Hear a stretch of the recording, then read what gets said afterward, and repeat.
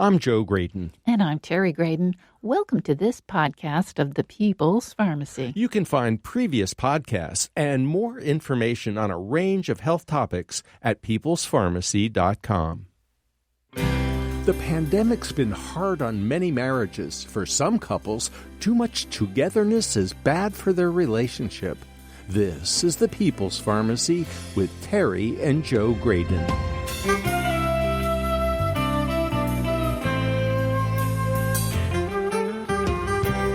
Some of us grew up thinking that being right is more important than anything else.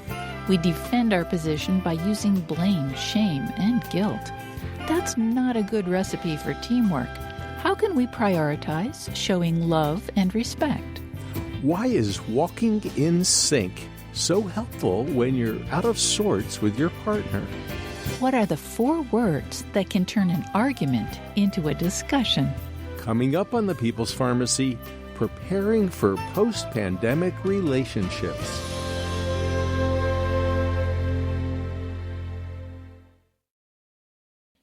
In the People's Pharmacy Health Headlines, the Omicron variant of SARS-CoV-2 is sweeping the nation at breathtaking speed. Initial reports from South Africa suggested that this form of COVID-19 might be somewhat less severe, even though it's far more catching. That, however, has yet to be confirmed. As a result, health authorities are warning against complacency. According to research from the Imperial College London, Omicron is more than 5 times as likely to cause reinfection than the Delta variant. In addition, vaccination provides far less protection. It's still too early to tell whether infected people are less likely to need hospitalization. However, even if fewer individuals become seriously ill, a small proportion of a huge number could still be enough patients to overwhelm healthcare facilities and staff. That's already happening in several states, where National Guard units have been recruited to assist hospital personnel. This week, the FDA issued emergency use authorization for the first oral antiviral drug against COVID-19. Pfizer's Paxlovid contains 2 medications, the antiviral nirmatrelvir and the protease inhibitor ritonavir. Doctors have been prescribing ritonavir to people with HIV for more than 2 decades. It's included in Paxlovid to prolong the activity of the other antiviral. The FDA has approved Paxlovid for use by people who have tested positive and have mild to moderate symptoms. Adults and youngsters 12 or over who weigh at least 88 pounds are eligible. The drug works best if taken as early as possible in the course of infection. Early trial results show that the drug reduces the risk of hospitalizations or death by almost 90%. Side effects include high blood pressure, loss of sense of taste, muscle aches, and diarrhea. Because ritonavir may harm the liver and interact with many other medications, doctors need to be especially cautious when prescribing Paxlovid. The government has already purchased 10 million courses of the drug for those who are at high risk who catch COVID-19. Procter & Gamble announced another recall of products contaminated with benzene. This time, it involves aerosol hair products, including dry shampoo or conditioners under brands such as Aussie, Herbal Essences, Old Spice, and Pantene. According to P&G, benzene is classified as a human carcinogen. Exposure to benzene can occur by inhalation, orally, and through the skin, and it can result in cancers including leukemia and blood cancer of the bone marrow, and blood disorders which can be life-threatening. This recall follows on the heels of earlier benzene-related recalls from many companies. Products pulled included hand sanitizers, spray-on sunscreens, aerosol antiperspirants and deodorants, and athlete's foot sprays. Scientists aren't sure where the benzene is coming from. One hypothesis is that the propellants in aerosol products may be contributing. That's because they often come from petroleum-based products such as propane or butane. Not all companies have been as proactive as P&G in removing contaminated products. The FDA's been slow to detect benzene in consumer products and even slower to take action. That leaves a lot of people wondering which of their aerosol personal care products are safe. People with type 2 diabetes often develop a painful nerve disorder called diabetic neuropathy. It's characterized by numbness, tingling, burning, or pain in hands or feet. This condition is difficult to treat. A randomized, placebo-controlled trial of 90 people found that a year of vitamin B12 supplementation improved symptoms and quality of life. All the participants had type 2 diabetes and were controlled with metformin. They all had low vitamin B12 levels at the start of the study. During the course of the trial, patients took 1 milligram of methylcobalamin, that's vitamin B12, or placebo daily. The authors report that at the end of the year, patients taking vitamin B12 had improvements in pain, neurophysiological functioning, and quality of life. And that's the health news from the People's Pharmacy this week.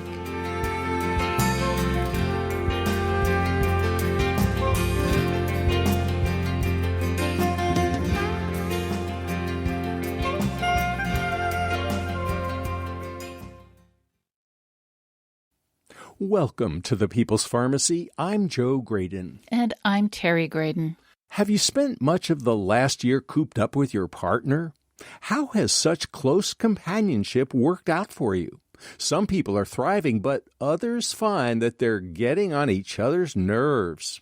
During the pandemic, face-to-face counseling wasn't a valid option for most people. That meant going online.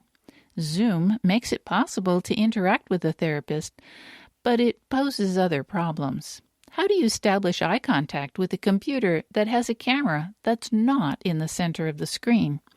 Despite the drawbacks, can online counseling help you improve your relationship? To find out, we're talking with Dr. Peter Pearson. He and his wife, Dr. Ellen Bader, founded the Couples Institute in Menlo Park, California in 1984. They've co-authored 2 books, Tell Me No Lies and In Quest of the Mythical Mate, a developmental approach to diagnosis and treatment in couples therapy. Dr. Pearson specializes in coaching couples who desire to become a strong team to realize their professional and relationship goals. Welcome to the People's Pharmacy, Dr. Pete Pearson. Oh, I am so delighted to be here. Actually, I feel really special being here. So I really thank you guys for the invite, because what you offer the public is just phenomenal. So I just really feel so special. So thank you for the invite. Well, thank you for joining us. Dr. Pearson, you and your wife have been working with couples for a very long time. Not quite as long as we've been doing radio, but almost. And I'm thinking, couples always are faced with some challenges. Communication, goodness knows what comes up, finances.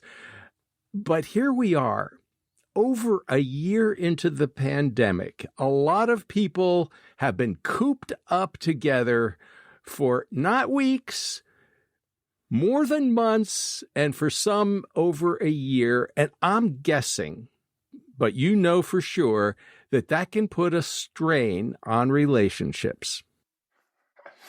Oh, that's a masterful understatement, Joe. It's unbelievable what an understatement that is.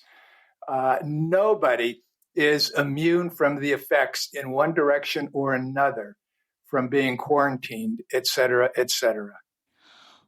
Would you tell us, please, what sorts of troubles, problems, issues couples have been bringing to you and your wife for counseling over the last year or so?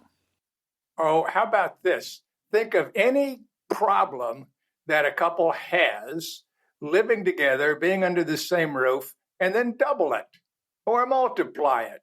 And that's what you have, is just about every problem couples have will get amplified. On the other hand, sometimes some of the strengths also get amplified as well. So it's not totally negative. Oh, I wish you'd tell us more about that. What kinds of strengths are you seeing? Well, listen, I'll give you a headline, which is when I talk to couples, I talk to them a lot about creating a team if they really want to get through this, because it's going to take teamwork to get through the kind of crisis, the extraordinary circumstances that they are in. And so I set the stage and we talk about teamwork, because ultimately getting through it and afterwards, it really does require teamwork.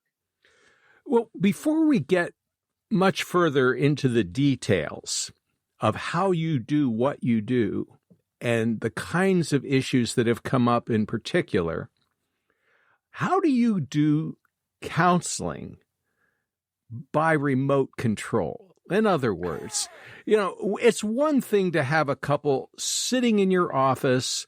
You get to watch the body language. You get to watch how they interact. You get to get a sense of the temperature in the room. I mean, you're processing a lot of information with two people in front of you.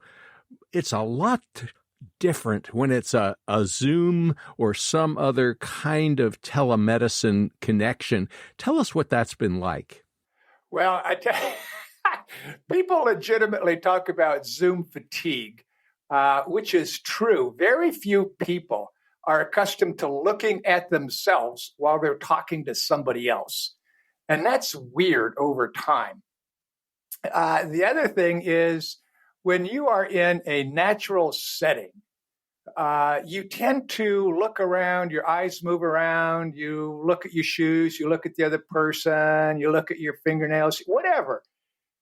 But if you do that on Zoom, you come across as like you don't care about what's going on. And so you have to use a lot of cognitive capacities to stay focused and override those natural instincts just to shift our attention and our posture.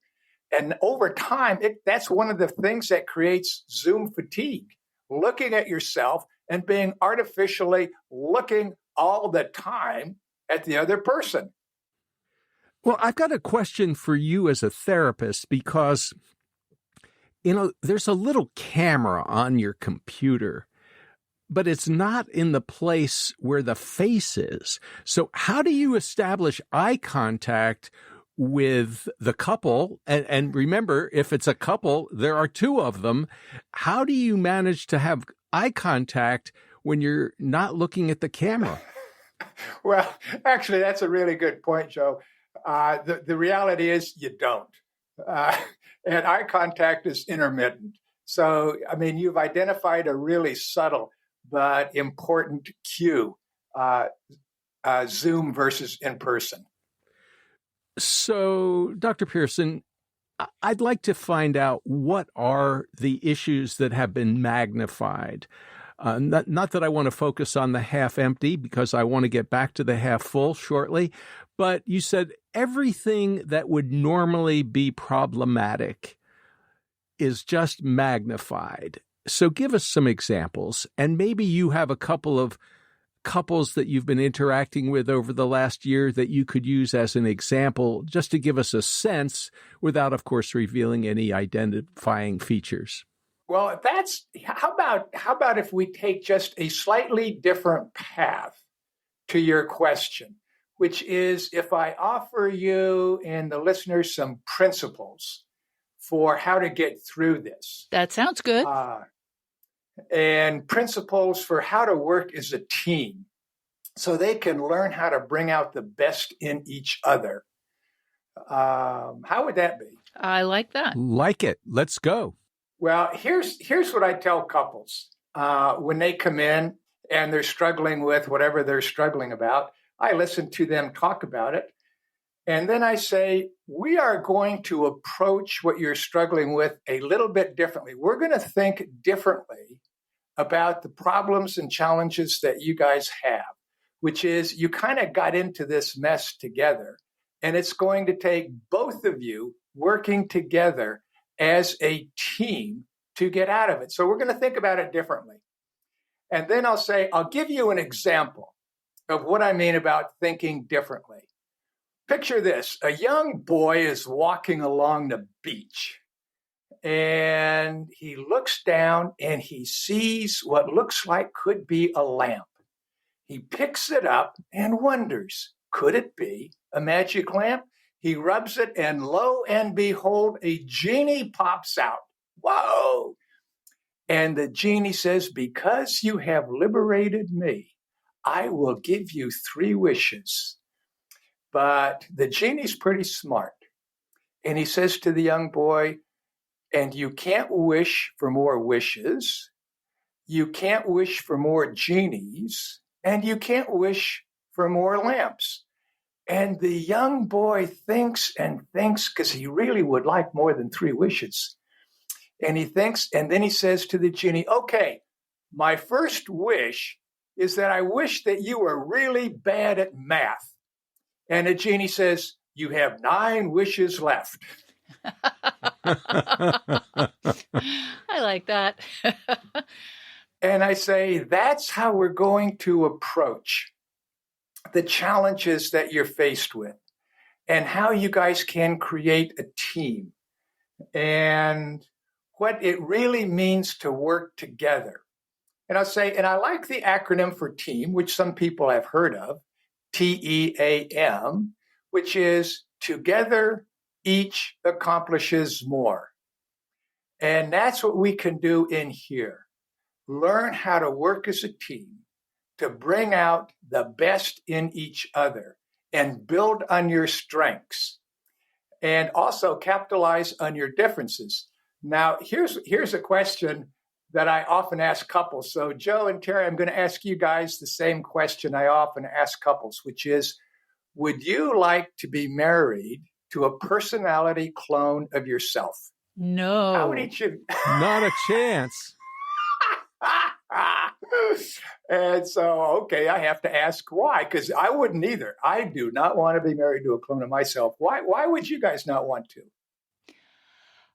I think I'd drive myself nuts.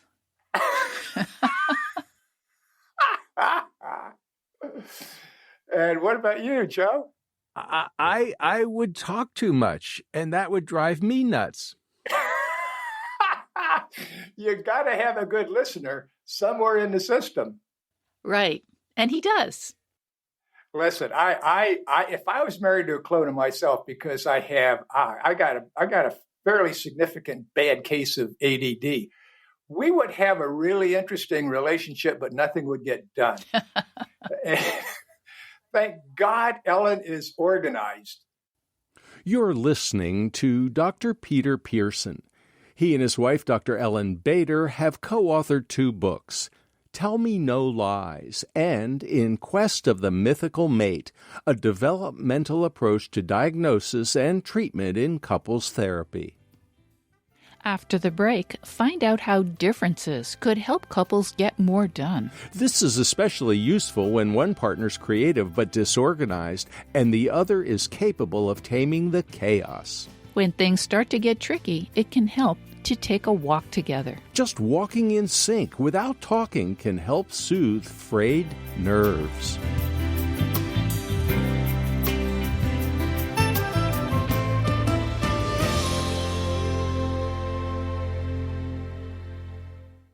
You're listening to The People's Pharmacy with Joe and Terry Graydon. This podcast is brought to you in part by Kaya Biotics, organic probiotic supplements. These supplements are made in the USA with high-quality, sustainably sourced ingredients. Originally developed in Germany, Kaya Biotics offers 3 different formulations with 15 carefully selected strains of bacteria. These are designed to increase the diversity of your gut flora and support your immune system. More information at kayabiotics.com.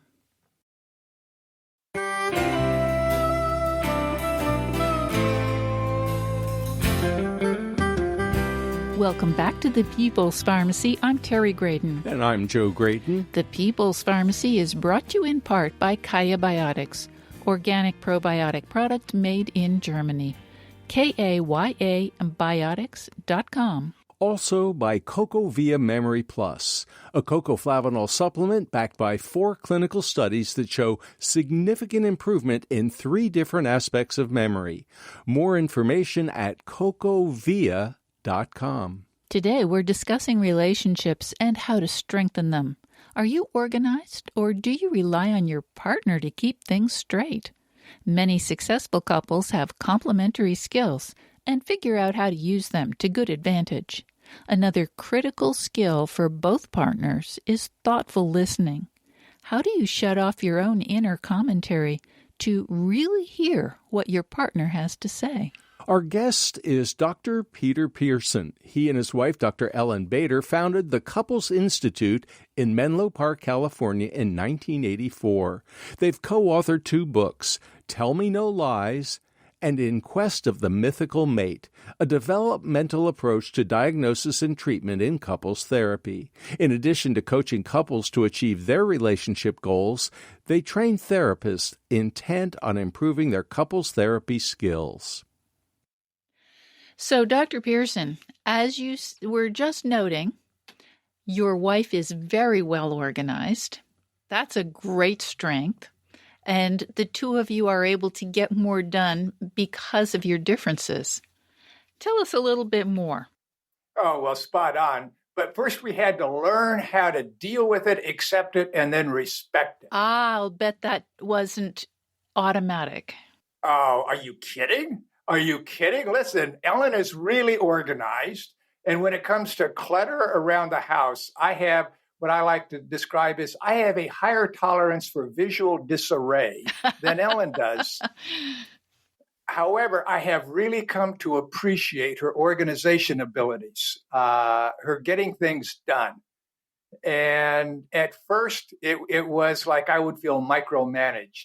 But embarrassingly, it took longer than I would like to admit to get through it and really appreciate the strength and build on it. I'll give you an example of what happens when you work as a team.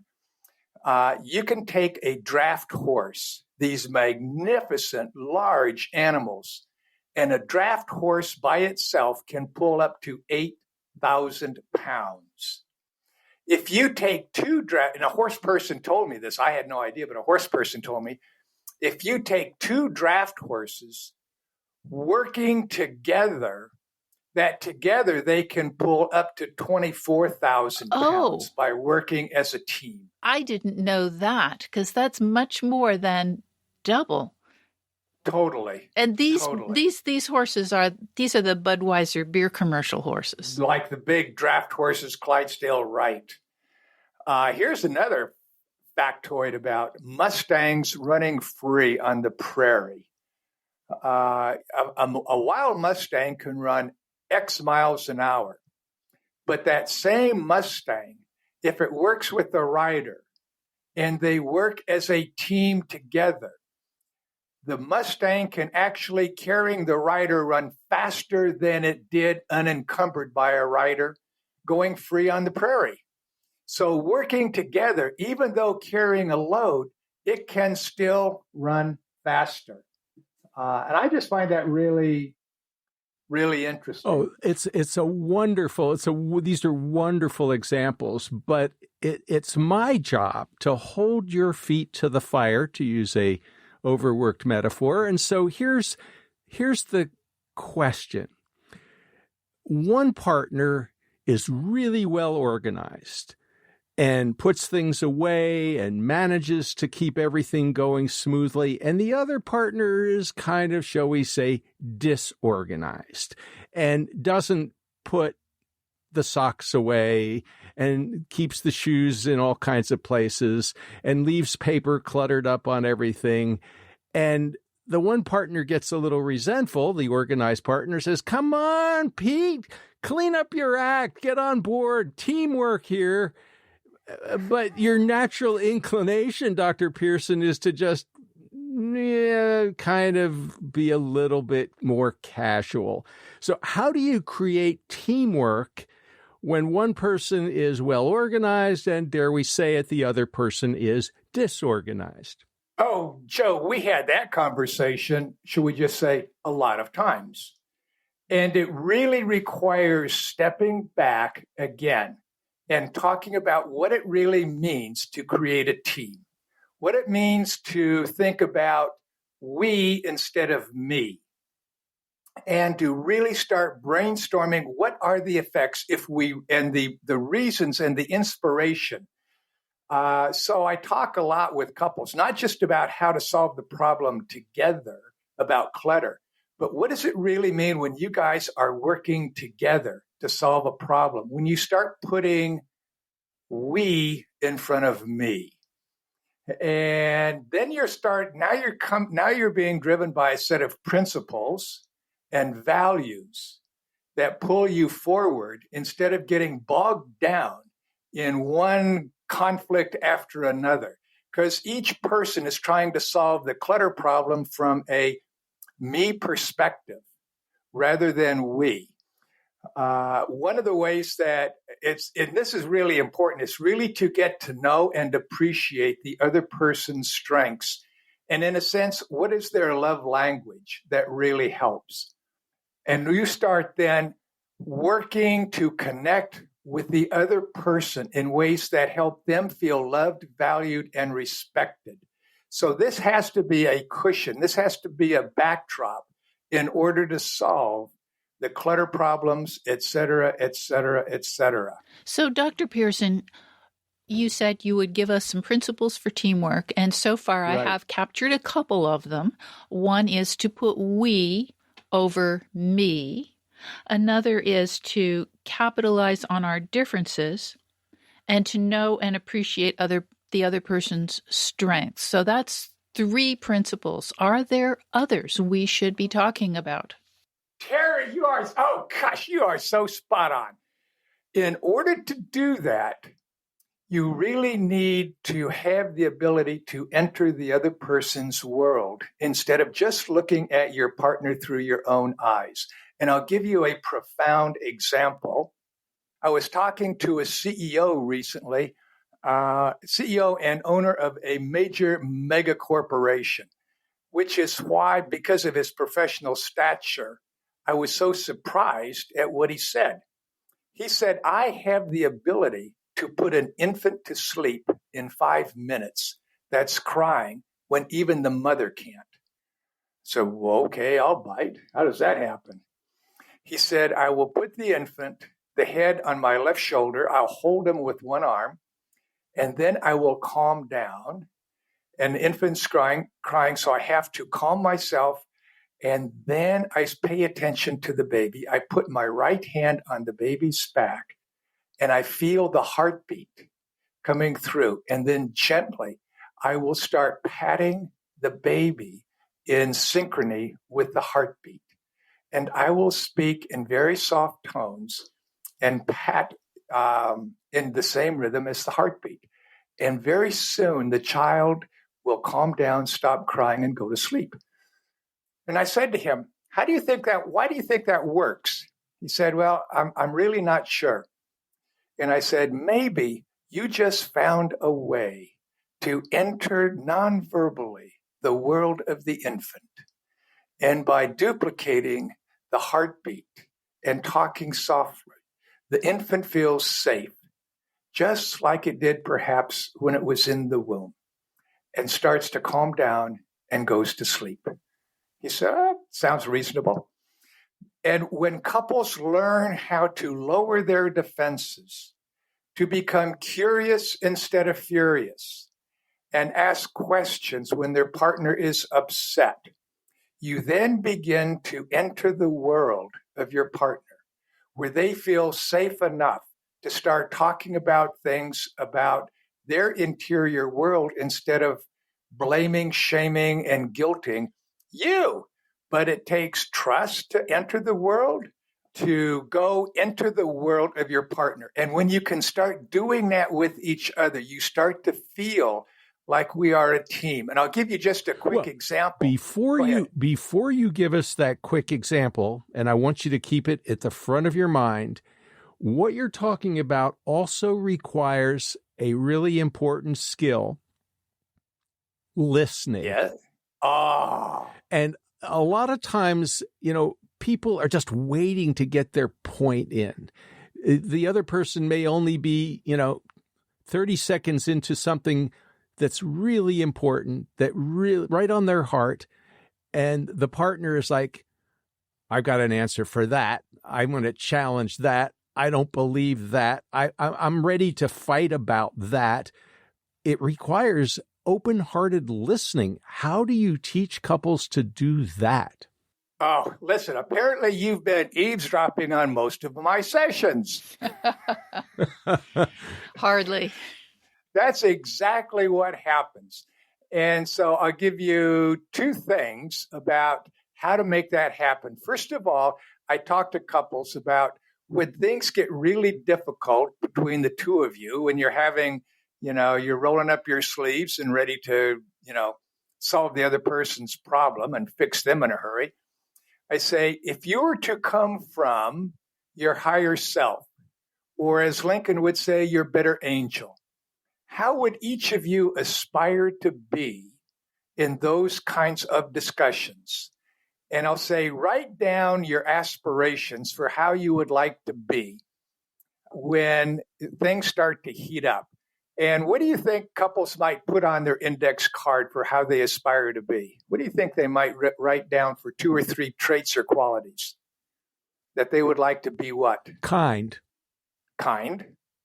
Compassionate. Yep. Supportive. You mentioned curious earlier. I'm not sure how often people would think of that. Oh, they don't. And that's exactly right. When you are kind and compassionate and curious, when you say to your partner, what do you mean by? Tell me more about that, would you? So I have them write down their index cards, how they would aspire to be. They say, I'd like to be a good listener. I'd like to speak up without attacking. And whatever they put down, I would say, now we're going to revisit the discussion that you guys were having and sparking about 5 minutes ago. Write down how you aspire to be.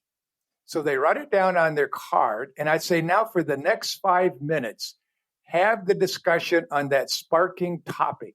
But this time, follow your own guidelines about how you aspire to be and have that discussion. And it's amazing the high percent of couples who will go from having a fight, but when they look at how they aspire to be, they look like they're champion graduates of a communication course. And the guidelines are their own. They're not mine telling them what to do or how to be. Well, before I interrupted you, you were about to say something important, and I wanted to just make sure that listening was a really key part of this process.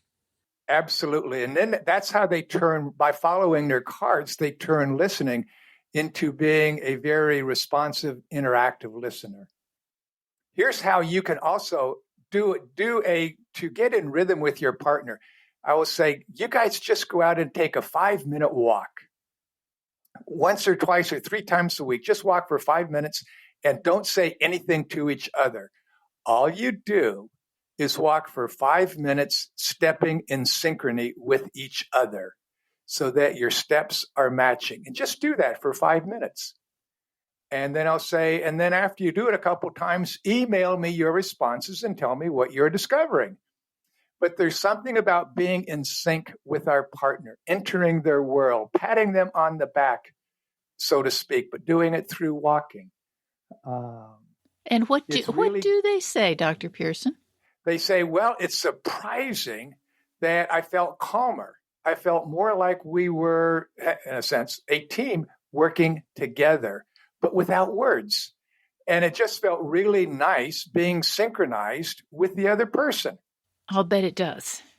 I was thinking you could get to the same end feeling if you knew how to dance, but a lot of us don't know how to dance. Yes, but we know how to walk. And you are so spot on about dancing and being in rhythm like that. It just takes the walk to a whole nother level, but you're spot on, Terry.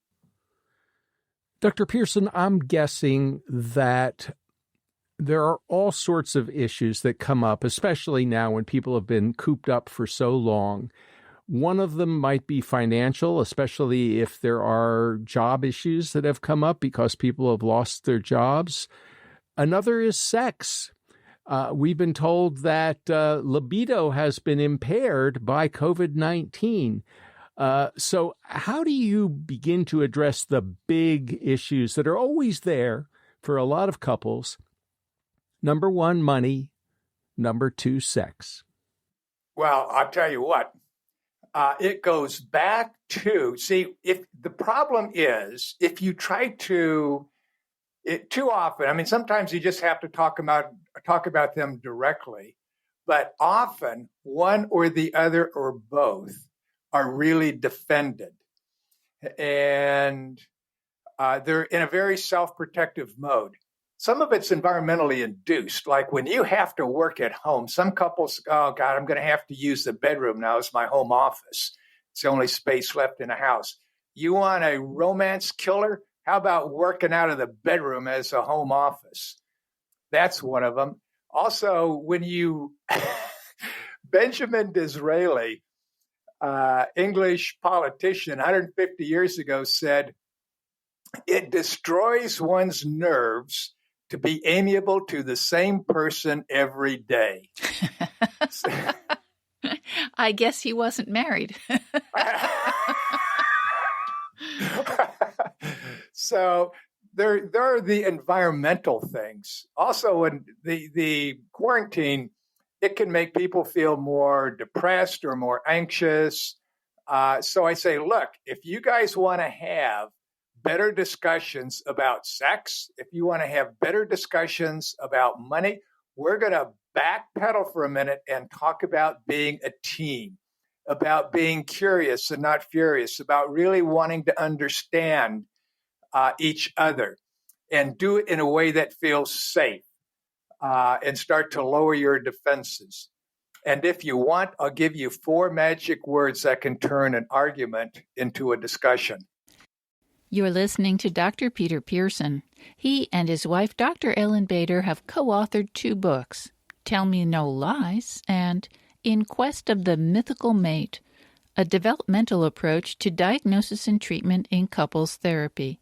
Dr. Pearson is now focused on working with entrepreneur marriages to create a strong, loving team on the home front and at work. After the break, Dr. Pearson shares the 4 words that can turn an argument into a discussion. Some people feel that being right is more important than anything else, including their partner's feelings. Couples may have trouble hearing good advice. How can that change? It can be helpful but challenging to learn the difference between wanting what you don't need and needing what you don't want. We'll also talk about some exercises that can help us demonstrate love and respect for our partners.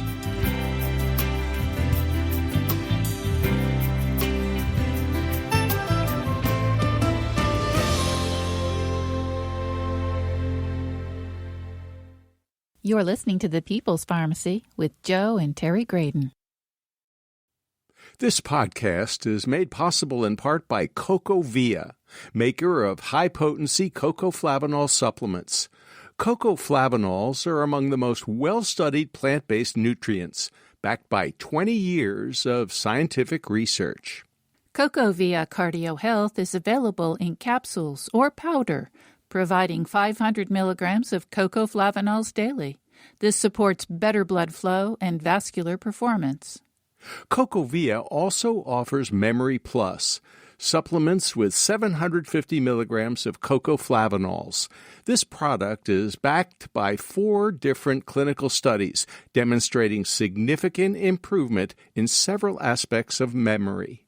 CocoVia flavanols are derived from real cocoa beans. They offer you all the benefits of chocolate without the sugar. More information at cocovia.com.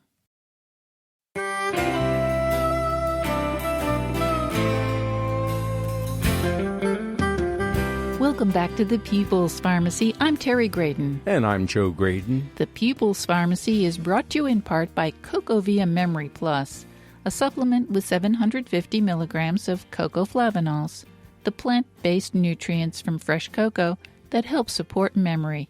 More information at cocovia.com. And by Kaya Biotics, organic probiotic products made in Germany. KAYABIOTICS. yabiotics.com. Is there a good way to turn an argument into a conversation? How can you develop skills to avoid blame, shame, and guilt when you get caught up in an emotional interaction with your partner?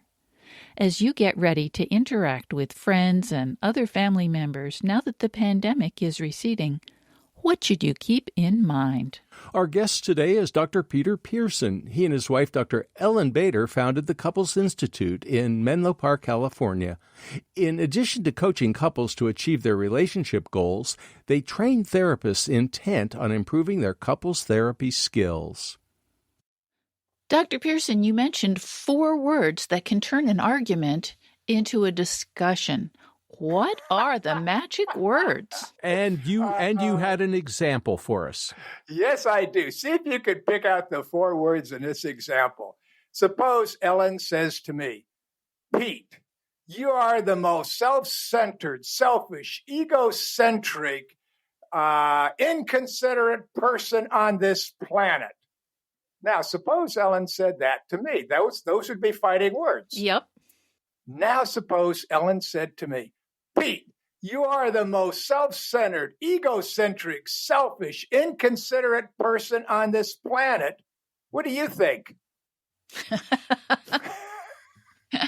Doesn't change it a lot, but it changes it some. It does. And how do you notice, Terry, that it changes it? Because it does. So your 4 words are, what do you think? Yeah. And why do you think that softens it? Well, it shifts everything. It gives the person an opportunity, to think about it and then be part of the answer. That's exactly right. And see, it actually works for both people. If you keep your wits about you enough to ask those 4 words, you've automatically shifted from the emotional brain to the thinking brain. And it moves you automatically out of that painful reflex, attacking reflex, to a more thoughtful part of your brain. When you hear somebody say, what do you think? You go from your defensive emotional brain and shift into a more thoughtful brain. Now it's an invitation for a discussion rather than an angry debate. Okay, that sounds fair enough.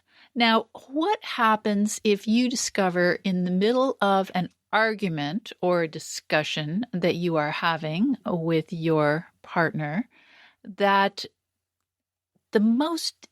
they're just being so ridiculous because they can't recognize that you are right. And you realize that you really have to be right. It's super important to you to be right.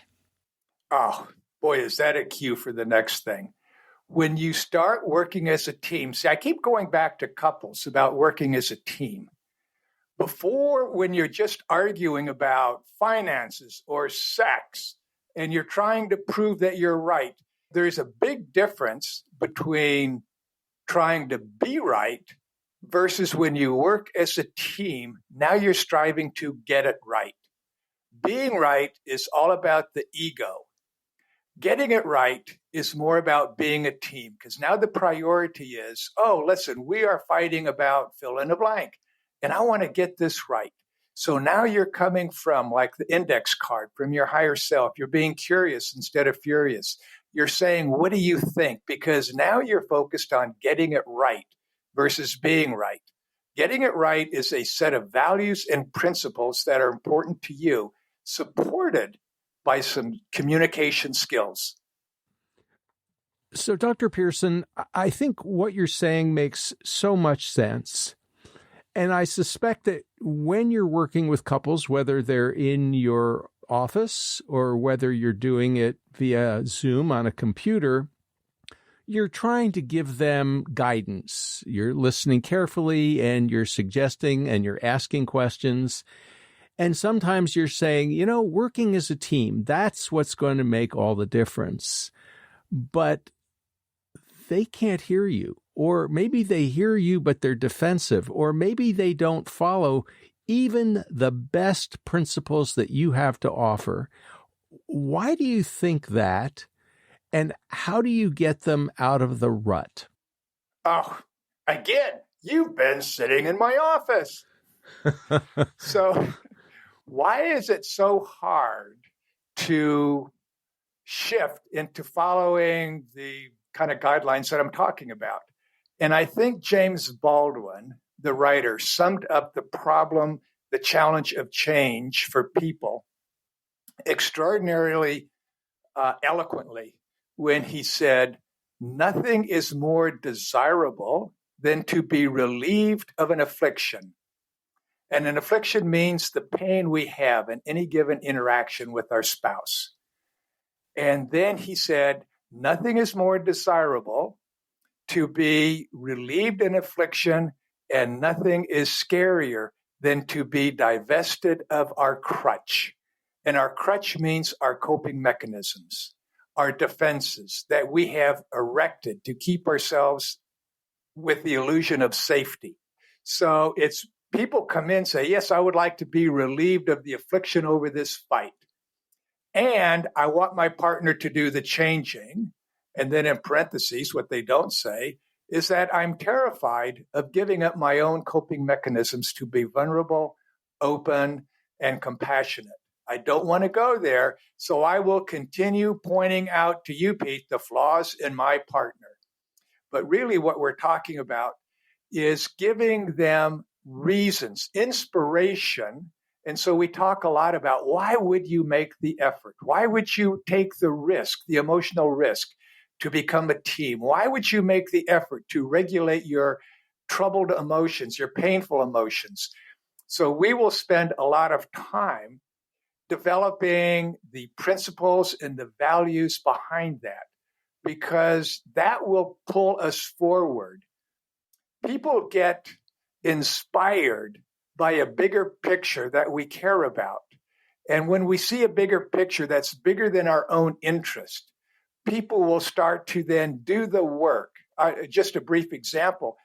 Martin Luther King Jr. did not say, I have a plan. He did not say, I have an idea. He said, I have a dream.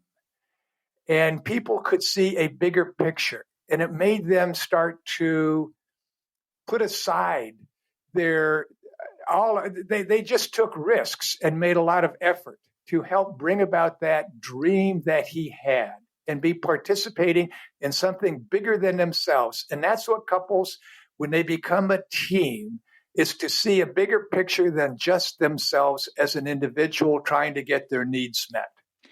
Dr. Pearson, I wonder if you can give us some examples of the types of coping mechanisms that people use as crutches that they are really loath to give up. How about blaming your partner? See, how about guilting them into change? And if we can blame, shame, or guilt our partner, then we think, okay, now, see, what people are focused on when they come in the office, their dominant energies in two areas, the pain that I feel and the flaws in my partner. And each person, by and large, wants to have their pain understood, validated, and acknowledged. Then the belief is, if I really understand their pain, then I will fix the partner so that they will find some relief or feel better or happier or more connected. That is unbelievably common when couples show up. Their focus is on pain and flaws. Let me see if I understand what you're saying. So they think you're kind of the arbiter, you're the referee, the umpire, and you're going to listen to all of the anguish, all of the pain, all of the dismay. All the things the partner does wrong, like roll the toothpaste tube sideways. And then you're going to convince the partner that that person was right, that it's all about the toothpaste tube and how they roll it or unroll it or what they should or shouldn't do. And if they just fixed it, if they just did what I'm complaining about, then everything will be fine. Thank you so much, Dr. Pearson. You are so good. You convince them. And of course, that's not your job at all. Well, I tell you, Joe, you are spot on. That is exactly what they hope for when they come in. And here's kind of the principle. When couples come in and they're highly distressed or they're emotions are very dysregulated. At that point, couples want what they don't need and need what they don't want and don't know the difference. So how can they learn the difference? Or what do you do to help them get out of such a deep spot? So we slow it down. We go back to talking about what it means to be a team and how we're going to ask different questions. It takes us back to the first story about the boy on the beach. He had to have a different perspective in order to get what he really wanted. And so that's what we're going to do in here. We're going to move from instruction, because that's what couples want. They say, oh, just tell us, how do we do X? And we move from instruction to inspiration. Why would you make the change? What would it take, each of you working together? What would be the benefits of working as a team? What could you really create and accomplish working together? And then I'll give them an exercise to say, let's just see how ready you guys are to work as a team. So I'll say, between now and our next session, you got 2 homework assignments. One is every day, once a day at least, I would like each of you to do something that communicates to your partner that you love, value, appreciate, or respect them. It could be a card, it could be a text message, it could be bringing flowers, it could be cleaning out their car, putting gas in their car, bringing coffee in bed, cleaning out the refrigerator. Do something that communicates to your partner once a day that you love, value, appreciate, and respect them. That's number one, because in order to make the changes that you guys are struggling with, we need a cushion of goodwill to start with. So that creates a better foundation. And I'll say the next homework assignment for you guys, each of you do something once a day that you feel proud of for yourself. Maybe it's not having that second dessert. Maybe you are tackling a project that you have procrastinated on. Maybe you will exercise just 5 minutes today to move. Maybe you'll go outside and just do something that you haven't been doing that you feel proud of and good about. So that makes you stronger as an individual. It takes 2 strong individuals to create a team. Otherwise, you're going to be like 2 drunks coming home at midnight trying to hold each other up.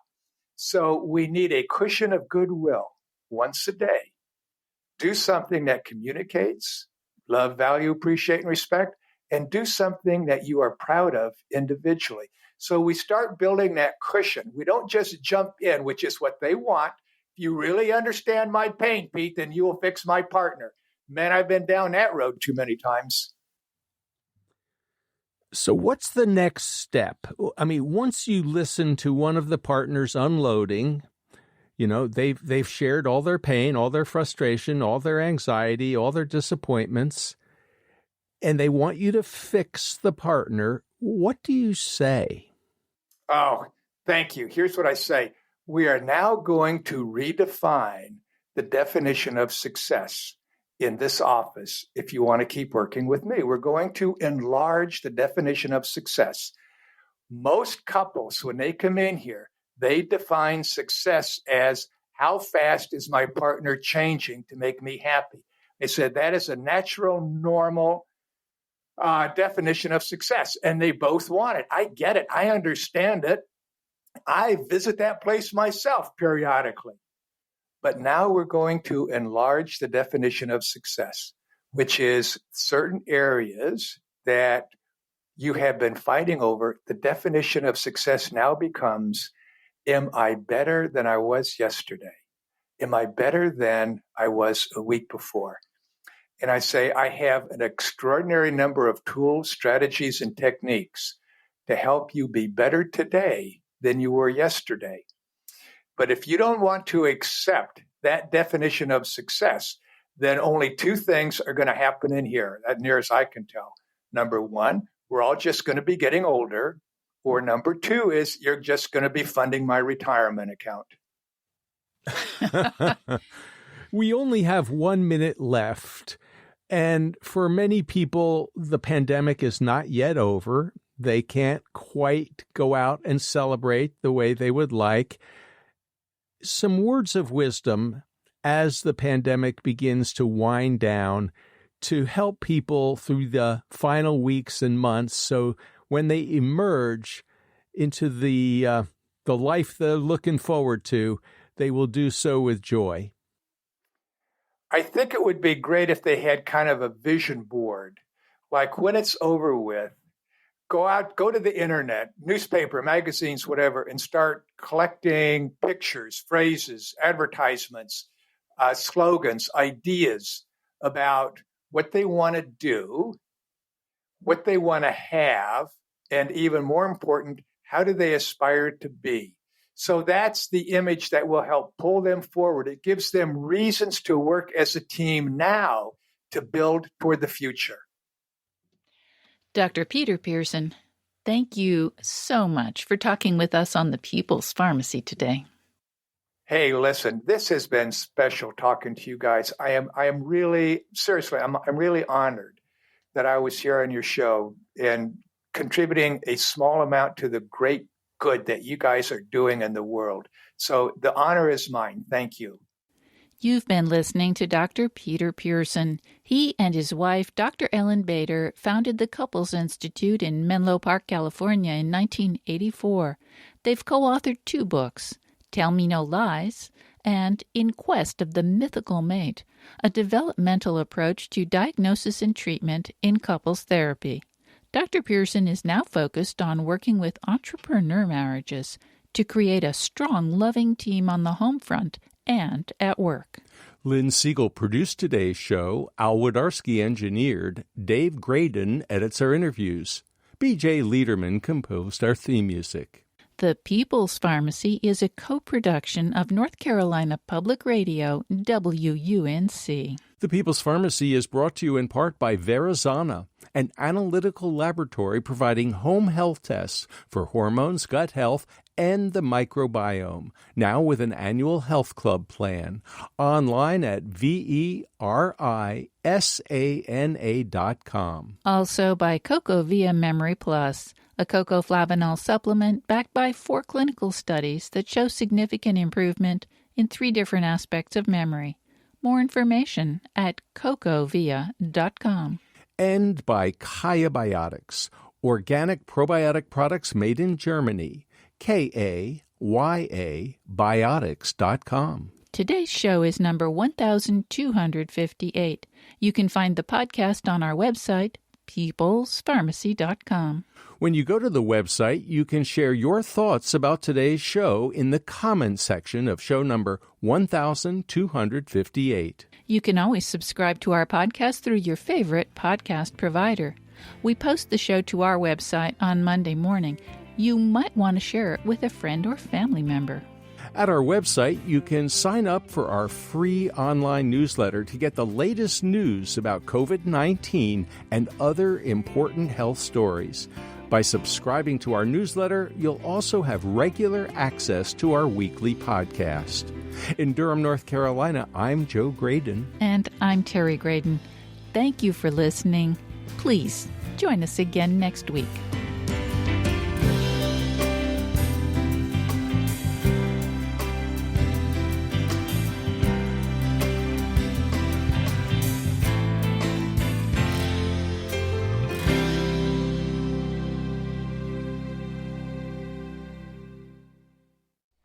Thank you for listening to the People's Pharmacy Podcast. It's an honor and a pleasure to bring you our award-winning program week in and week out. But producing and distributing this show as a free podcast takes time and costs money. If you like what we do and you'd like to help us continue to produce high-quality, independent healthcare journalism, please consider chipping in. All you have to do is go to peoplespharmacy.com/donate. Whether it's just one time or a monthly donation, you can be part of the team that makes this show possible. Thank you for your continued loyalty and support. We couldn't make our show without you.